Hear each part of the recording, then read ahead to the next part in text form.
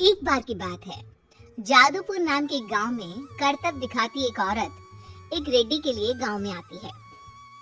आइए आइए मेहरबान कदरदान, खाइए रोहड़ा के ताजे ताजे केले। कभी खाए नहीं होंगे ऐसे केले, पीले पीले केले खाइए। ये कहकर रोहड़ा हाथों में 4 केले लिए उन्हें सर्कल में जोर जोर से हवा में उछालती हुई करतब दिखाती है, जिसे देखकर आसपास के सारे बच्चे अपने अपने मम्मी पापा से उस औरत के पास जाने की जिद करने लग जाते हैं। पापा, ऐसा तो सर्कस में बॉल से होता है ना, ये आंटी तो केले से कर रही है, चलिए ना पापा देखते हैं। रोहड़ा एक पतली सी तार पर चलती हुई केलों से करतब दिखाती है।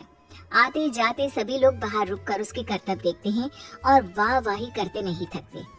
जैसे ही एक आदमी पास आकर उसे पैसे देने लग जाता है, तब वो कहती है, अरे नहीं नहीं साहब, मैं करतब तो बच्चों के मन को बहलाने के लिए करती हूँ, धंधा तो मेरा केले का है।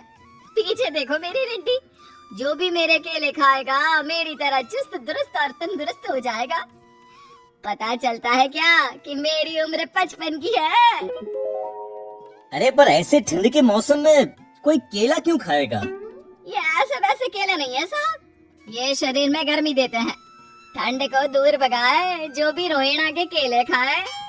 पापा, अगर मुझे केले नहीं मिले तो मैं घर नहीं जाऊंगी। तभी उसके पापा कहते हैं कि बेटा, केले ठंड में कभी गर्मी नहीं देते, ये सब कहने की बातें हैं, सामान बेचने का तरीका है इनका। पर पिंकी नहीं मानती। मैं केले खाऊंगी। पिंकी की जिद के आगे नत्थू हार जाता है और उसे केले खरीद कर दे देता है। पिंकी खुश होकर केले घर ले आकर खाती है। अब मैं भी करतब करूंगी, कितना मजा आएगा, जादुई केले।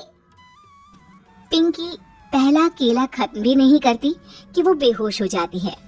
दूसरे केले से एक काला धुआं आता है और रोहड़ा चुड़ैल बनकर बाहर निकल आती है।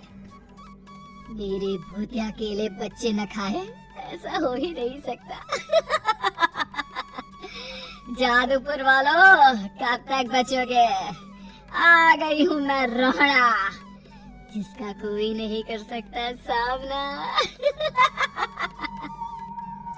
रोहड़ा पिंकी को गोद में उठाकर काले धुएं में कहीं गायब हो जाती है। शाम के वक्त नत्थू घर लौटता है और पिंकी को घर में ना पाकर उसकी माँ से कहता है, माँ पिंकी कहाँ है? अरे बेटा, उसे तो तू सुबह करतब दिखाने ले गया था ना, फिर कहाँ वापस आए तुम दोनों? मुझे लगा तू उसे अपने साथ मंडी ले गया होगा। हे भगवान, मेरी बच्ची कहाँ गई? मैं उसे घर ही तो छोड़कर गया था माँ। नत्थू गांव के घर कोने में अपनी बेटी को ढूंढता है, पर उसे वो कहीं नहीं मिलती।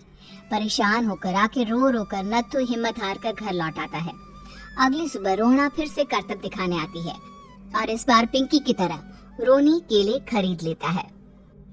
50 रुपए दिए थे पापा ने, सारे पैसों के मैंने केले खरीद लिए हैं। अब मैं भी आंटी की तरह ही करतबबाज बन जाऊंगा।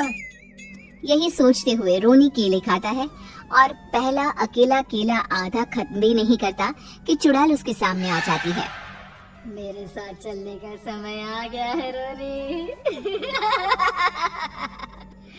ये तो बस शुरुआत है, अब इस गांव के सारे बच्चे धीरे धीरे मेरे कब्जे में होंगे, एक बच्चा भी नहीं बचेगा। ये कहकर रोनी को गोद में लेकर काले धुएं में अदृश्य हो जाती है। इसके बाद हर रोज गांव में से कोई ना कोई बच्चा गायब होता, पर ऐसा क्यों हो रहा है किसी को भी समझ में नहीं आ पा रहा था। रोज की तरह अपनी बेटी पिंकी की तलाश में नत्थू गांव के एक तालाब के पास बैठा रो रहा था। कहाँ गई मेरी पिंकी? शकुंतला के जाने के बाद एक वही तो मेरा सहारा थी।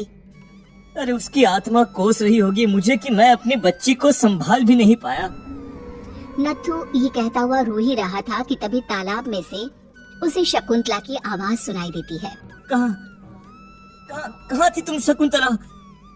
हमारी बच्ची और सारे गायब हुए बच्चे रोहड़ा के कब्जे में हैं।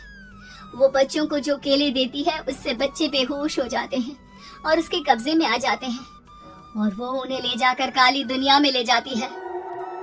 पर वो ऐसा क्यों कर रही है? ये मैं नहीं जानती, पर उस दुनिया का रास्ता मैं आपको बता सकती हूँ।